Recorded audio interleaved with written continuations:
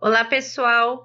Hoje nós vamos começar os nossos estudos sobre auxiliar de creche. Eu vou falar do surgimento da creche no Brasil na nossa aula de hoje. Sejam bem-vindos. O conceito que temos de infância e criança na atualidade é bem recente na história ocidental. A gente pode dizer que esse conceito se concretizou de fato só no século XX, né? Começa a ser construído aí mais ou menos lá na época do Iluminismo, né? Com o surgimento e o fortalecimento do comércio, dos centros urbanos, da burguesia. Hoje, nós enxergamos a criança como um sujeito com necessidades e características próprias, como alguém que precisa de uma educação que englobe seu universo e seus aspectos de desenvolvimento. Então, nessa aula, a gente vai apresentar a evolução desse conceito de infância e como ele está relacionado ao aparecimento das creches. Nossa ideia de criança atualmente é de um indivíduo diferente do adulto, não só na idade, mas em maturidade física, psíquica, emocional, cognitiva. Porém, nem sempre foi assim. O modo como enxergamos e tratamos a criança depende muito do contexto histórico e cultural. A cultura ocidental atual pensa em criança como algo frágil, que precisa de cuidado e proteção. A educação é focada na parte cognitiva e intelectual, mas também é muito preocupada com o fator psicológico, com o fator afetivo, emocional, principalmente depois da pandemia de Covid-19, né, que isolou a todos. As pessoas passaram por grandes mudanças na sua rotina, o que afetou bastante esse aspecto psicológico e emocional, e com as crianças não foi diferente, né? Então, existem algumas diferenças dentro de uma mesma sociedade e comunidade no tratamento que se dá para a infância. A criança, dependendo da classe social, do nível cultural e educacional da família, da religião, da comunidade em que ela cresce, ela vai ser tratada de formas diferentes. Mas, de uma maneira geral, a gente enxerga a criança hoje como, primeiro, um ser que precisa de proteção, tanto que nós temos uma lei específica, né, que é o Estatuto da Criança e do Adolescente, e em segundo lugar, um ser em desenvolvimento, e esse desenvolvimento precisa ser levado em conta nas situações de educação, de instrução e também de cuidados, né? Então, a forma como a gente enxerga a criança aqui no Ocidente, eu não entro em detalhes quanto à educação em outras áreas do planeta, porque também varia muito a educação, o conceito de infância. A gente fala da cultura ocidental, quando a gente fala de educação, nós vamos ficar centrados aqui na América e na Europa, que é da onde vem, América eu digo como um todo, tá? América do Sul, Central e do Norte, e a Europa, que é de onde vem a influência teórica sobre nossa educação e também sobre nossa cultura. Então, historicamente, a forma como a gente trata a criança, como a gente educa a criança e também como a gente manifesta o nosso afeto pela criança mudou muito e ainda muda, né? Nós vamos começar a contar essa história pela Idade Média, que de fato havia um conceito muito diferente do que nós temos hoje. A Idade Média era uma sociedade feudal, então a Europa era dividida em feudos, né? Nos feudos, os senhores das terras, geralmente o senhor feudal era um nobre, né? Ele tinha um poder praticamente limitado sobre os seus servos, que eram as pessoas que o serviam ali no feudo. Ele mandava e ele precisava ser obedecido. Cada feudo tinha suas próprias regras, suas próprias leis, a maioria era autônomo, tanto na questão material quanto nessa questão jurídica, né? A Igreja Católica influenciava bastante, ela dominava a intelectualidade, a cultura durante o feudalismo e a Idade Média, então qualquer forma de educação, de cultura ou de educação era relacionada à Igreja Católica, era não só influenciada pela Igreja Católica, era de fato uma instituição e até podendo ser queimada numa fogueira, né? Então havia uma coação muito grande, um monitoramento muito grande, as famílias tinham muitos filhos, ansiavam para que eles crescessem depressa para poderem realizar mais tarefas, né? Só que era uma época onde não havia quase nenhum cuidado. Pequeno, né, um ser frágil era quem mais sofria com isso. Os índices de mortalidade infantil eram muito altos, então era muito comum uma mulher começar a ter filhos com 11, 12 anos, né? Porque se morria muito cedo também, se morria com 40, 50 anos, e ela ter um filho por ano, mais ou menos, colocadas em outra família para aprender ofícios, meninos e meninas. A criança perdia muito cedo contato com pais, com os irmãos, e os laços familiares não eram fortalecidos. É difícil às vezes a gente entender, porque o ideal de família que nós temos hoje é um ideal burguês de família, que a gente vai ver já já. Naquela época, as famílias não eram tão unidas, mesmo sob a influência do catolicismo, né, que prega uma família tradicional. Na verdade, essa família tradicional era mais para os ricos, né? Os pobres, eles não tinham muito essa noção, esse conceito de família que nós temos hoje, né? E não havia escola, havia apenas uma educação em que se ensinava algum ofício e alguma coisa ali relacionada ao funcionamento do feudo, tá? Os poucos colégios eram católicos, destinados a formar religiosos, de preferência padres, e somente para crianças ricas. Tem aí uns desenhos que eu coloquei, ó. Você já é um pequeno adulto. Era como a criança era vista na Idade Média. Sendo um pequeno adulto, não havia nenhum tipo de cuidado intelectual, psicológico ou físico. Ela poderia exercer as mesmas tarefas que o adulto, ela poderia ter vida sexual e participar, não havia nenhum cuidado de esconder qualquer coisa da criança, e nem de violência, nem de nada. Né? A educação, famílias sem dinheiro geralmente era um instrutor ali que dava uma aula para todas, e isso aí ainda era raro, porque as escolas eram raras, né? Era mais em centros urbanos que nessa época estavam muito enfraquecidos. E as famílias com dinheiro, a criança tinha um tutor próprio para elas. E apesar de todos esses contratempos, né, mesmo sem uma educação formal na Europa, nem escolas, nem uma educação laica, algumas figuras se destacaram nessa época. Entre eles, a gente tem o João Amós Comênio, ou Comênios. Em alguns lugares vocês vão achar Comênios, né? A gente é portuguesa muito, como vocês veem aí na capa desse livro, ó. João Amós Comênio e as origens da ideologia pedagógica, o inspirador das reformas escolares modernas, o Jean-Marc Berthoud. Era um homem muito à frente, mas muito à frente mesmo do tempo dele, né? Ele era protestante, nessa época a Igreja Católica já sofria ali uma concorrência do protestantismo que crescia na Europa. A gente sabe da Reforma Protestante, né? Um capítulo da história. E ele tinha uma educação voltada para a criança. Ele conseguia enxergar a criança como um ser diferente do adulto, que precisava de uma educação que respeitasse os estágios de desenvolvimento da criança, e que a educação deveria ser fundamentada no diálogo, na proteção. Ele defendia pedagogias ativas, baseadas na experimentação, e um ambiente adaptado à educação infantil. A base didática dele era o contato com o mundo através das experiências sensoriais e cognitivas. Era algo tão revolucionário que essas teorias, de fato, só foram desenvolvidas e aplicadas na escola moderna, no século XX, né, que a gente tem os estágios de desenvolvimento do Piaget, a gente tem as pedagogias ativas defendidas por Paulo Freire, defendidas por outros educadores, a questão da educação significativa, que é um paradigma totalmente atual. Então, assim, ele estava séculos à frente, né? Apesar desse importante teórico, no entanto, a educação na Idade Média não sofreu grandes transformações, né? Não havia muita comunicação entre os feudos e o resto do mundo, e nem entre os feudos entre si, né? Essa situação ela só vai começar a mudar com as grandes navegações. Então, ali por volta de 1400, a gente tem um aumento das navegações, principalmente realizadas por Portugal e Espanha. Uma dessas navegações, inclusive, é feita por Pedro Álvares Cabral, né, que chegou aqui nesse território.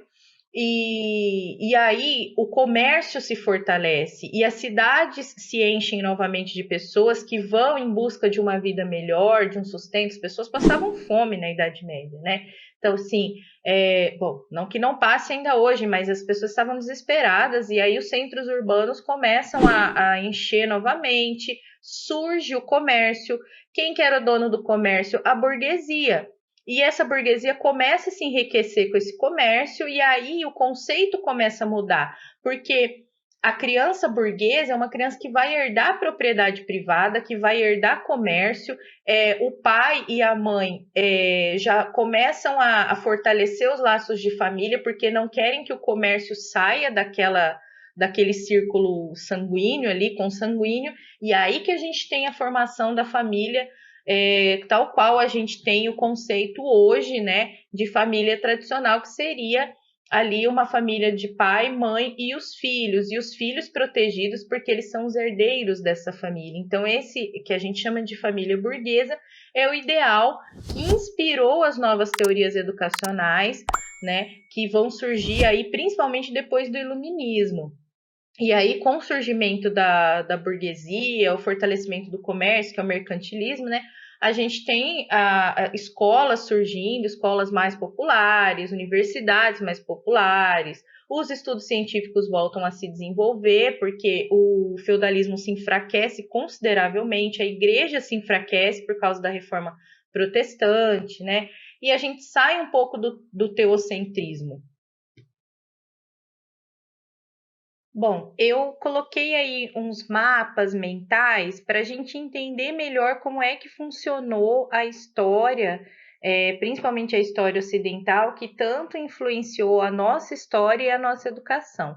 Então, aí eu tenho alguns períodos históricos importantes, né? A Antiguidade, a Idade Média, que eu falei, a Idade Moderna e a Contemporânea.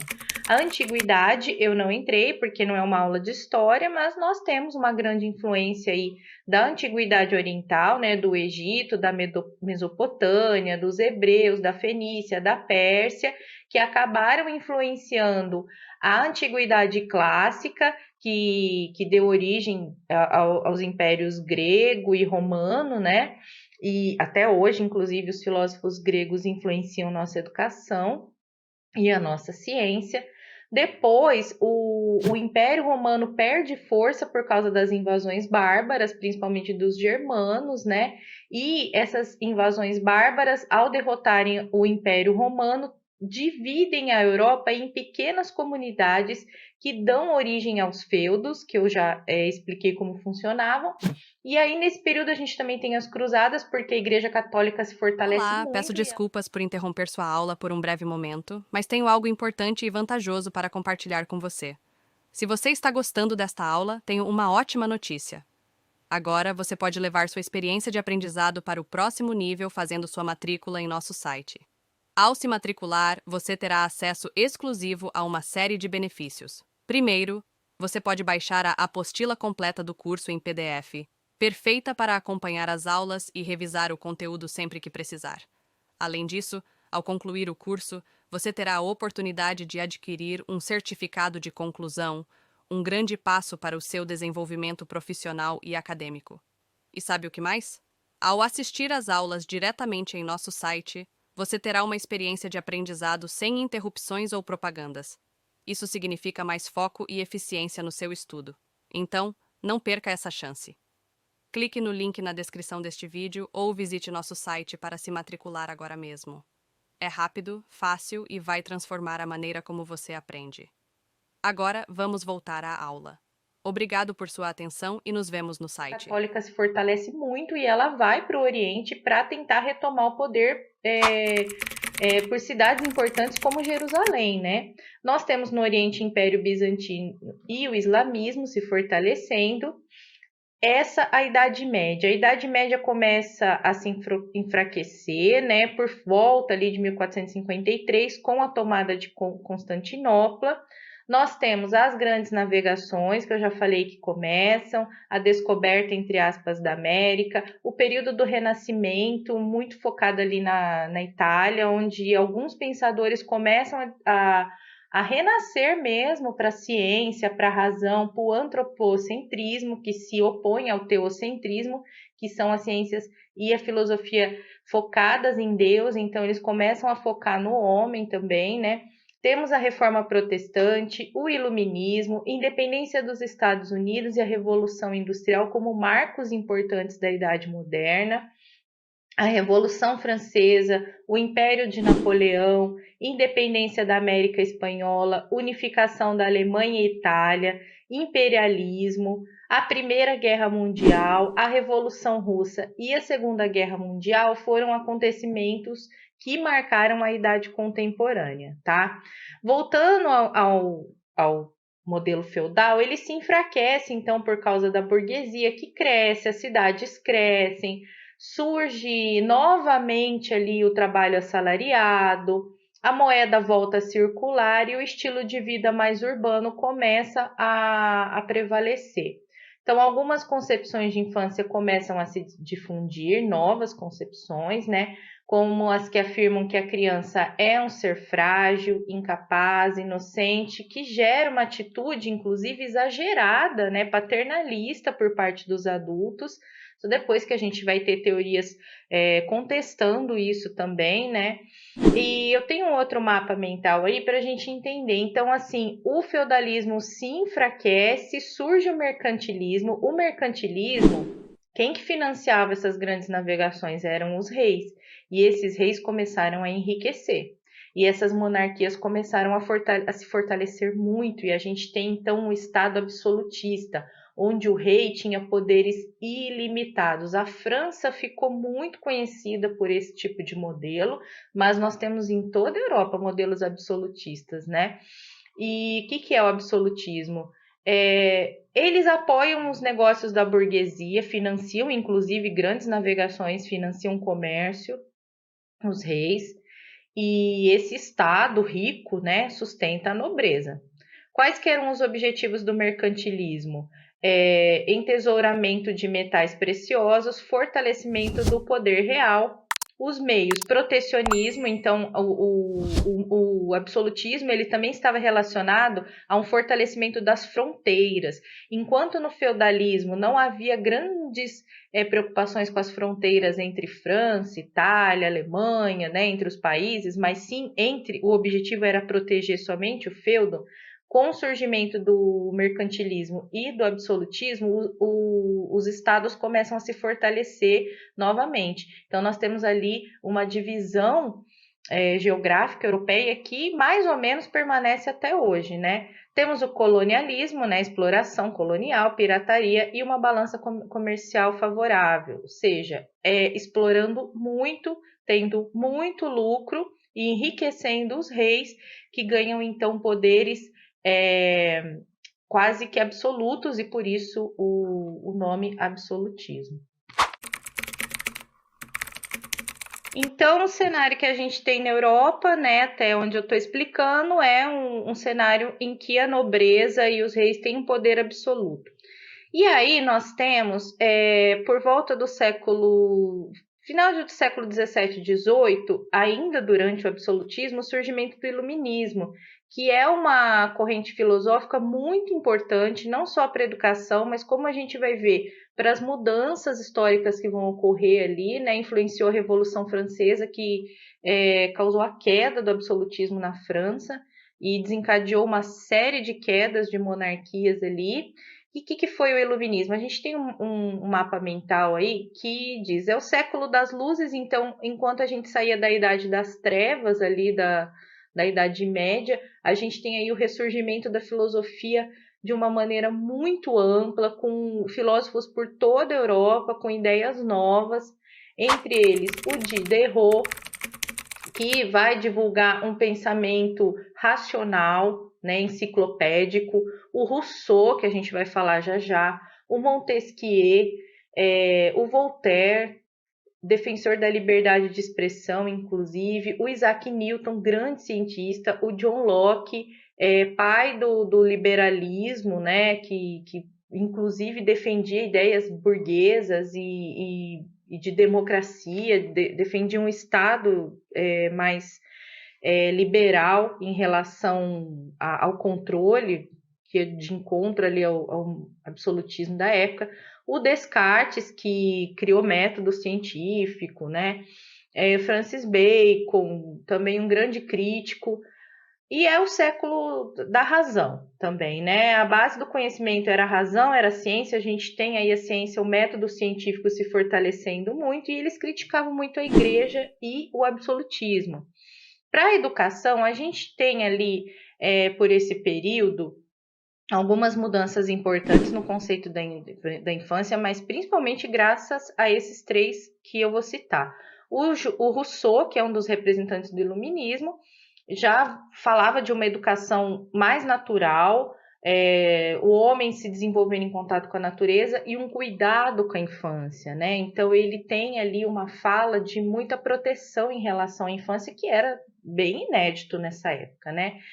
O Johann Henrique Pestalozzi, que já era um educador de fato, né, também acreditava muito na bondade humana, assim como Rousseau, defendeu uma educação popular que ajudaria a reduzir as desigualdades sociais, era um religioso protestante que pregava a caridade e ajudou a criar creches para filhos de operários. Então, se a gente tem aí um pai da creche, é o Pestalozzi, né?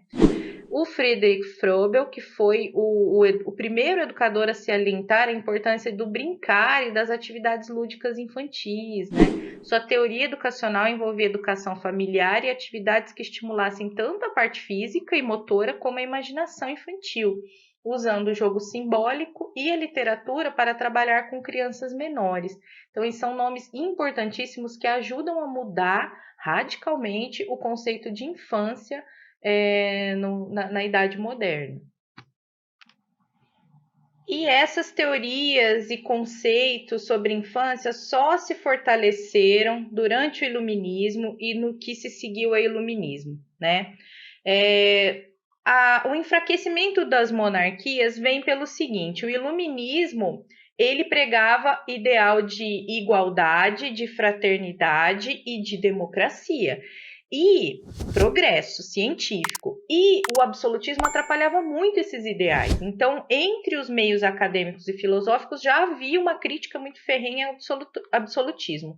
Só que para derrubar a monarquia precisaria de dinheiro, precisaria de poder. E quem queria poder na época? A burguesia. A burguesia enriqueceu com o mercantilismo, não tinha direito a nada, porque só quem tinha direito eram os nobres, e os nobres estavam falindo, né? Muitos deles, e mesmo assim tinham privilégios, enquanto que a burguesia era rica e não tinha privilégio que os nobres tinham. Então a burguesia financia a Revolução Francesa, que é baseada nesses ideais iluministas. Eles tomam a Bastilha em 1789, que era uma prisão muito famosa de Paris, né? Com a Revolução Francesa, a monarquia é derrubada, os Bourbon, né, que já estavam no poder há bastante tempo, são mortos, a família toda é morta, Maria Antonieta, o Luís, marido dela, enfim. E a burguesia toma o poder, funda a república, e aí uma série de outras monarquias caem também na Europa. A gente tem ali o auge depois, em 1917, com a Revolução Russa, que derruba uma das últimas monarquias absolutistas. A gente tem ainda monarquia na Europa, mas não é mais essa monarquia absolutista, né? Então aí o comércio cresce, os centros urbanos crescem, e aí para atender essa população que precisava de serviço, precisava de roupa, precisava de calçado, precisava de alimento, a gente tem o surgimento das indústrias e o crescimento dessas indústrias, porque com as navegações a matéria-prima começa a chegar e começa a se fortalecer. E muitas famílias que passavam necessidades no campo migram para a cidade, né, para poder se sustentar. E essas famílias vão trabalhar na indústria, inclusive as mães. E é aí que surgem as primeiras creches, que eram lugares onde as mães, né, operárias, deixavam os filhos enquanto elas iam trabalhar. A educação para a criança na época ainda era compensatória, né, nesse sentido, de só cuidar mesmo, visava suprir somente algumas carências emocionais e materiais das famílias no cuidado infantil. Esse cenário só vai começar a mudar depois da Segunda Guerra Mundial. Eu estou falando da educação infantil agora, tá, gente? Não estou falando da educação básica como um todo. A educação básica já surgia, se fortaleceu antes, né, da Segunda Guerra Mundial, mas a educação infantil para crianças de 0 a 6 anos, ela só ganha força mesmo depois da Segunda Guerra Mundial. Até lá, a educação infantil é vista como um trabalho de babá ali, né, para você cuidar e acalentar. E no Brasil? Bom, o Brasil sofre uma grande influência da Europa, né, tanto no cenário cultural, filosófico, econômico e educacional. No Brasil, as primeiras instituições destinadas às crianças de 0 a 6 anos tinham o objetivo de cuidar e de proteger, oferecendo alimentação, higiene e segurança, enquanto os pais e as mães trabalhavam. Hoje, porém, a gente vê uma mudança nesse paradigma totalmente. Hoje a gente tem uma função pedagógica da creche, né, que tem aí o objetivo de desenvolver a criança integralmente em todos os seus aspectos. Só que as primeiras creches, elas atendiam mães que trabalhavam principalmente em serviços domésticos, se destinavam a essa alimentação, higiene, proteção física. Em 1919, o governo brasileiro criou o Departamento da Criança, que acabou se tornando uma obra assistencialista mantida pela iniciativa privada.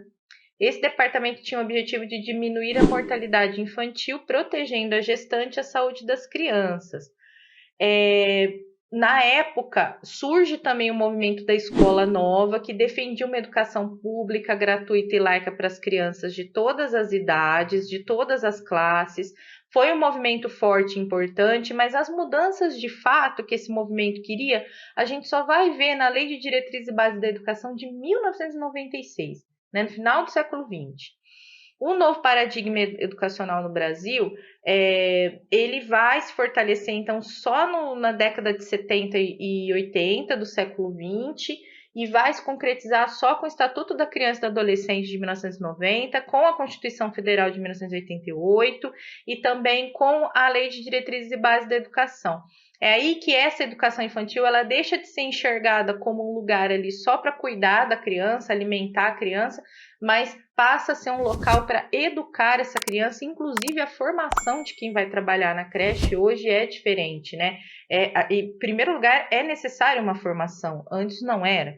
Então, nós temos grandes mudanças, né, que aconteceram no mundo, que influenciaram o Brasil e que acabaram no paradigma que a gente tem hoje. A gente tem aí uma pequena cronologia do que foi a creche no Brasil. Começa com a roda dos excluídos. Então, a gente não tinha creche, a gente tinha mais ou menos orfanatos, né? Que eram para essas crianças abandonadas. E aí havia nesses orfanatos também algumas crianças que eram cuidadas enquanto as mães trabalhavam. Essa primeira creche, assim, esse modelo rudimentar de creche era assistencialista e era para crianças excluídas, né, marginalizadas, ou filhas de mães muito pobres que às vezes deixavam ali durante a semana toda porque elas moravam no serviço, eram domésticas, né, e vinham pegar somente de fim de semana. Então, assim, totalmente assistencialista, a maioria das creches mantidas, inclusive, pela Igreja Católica.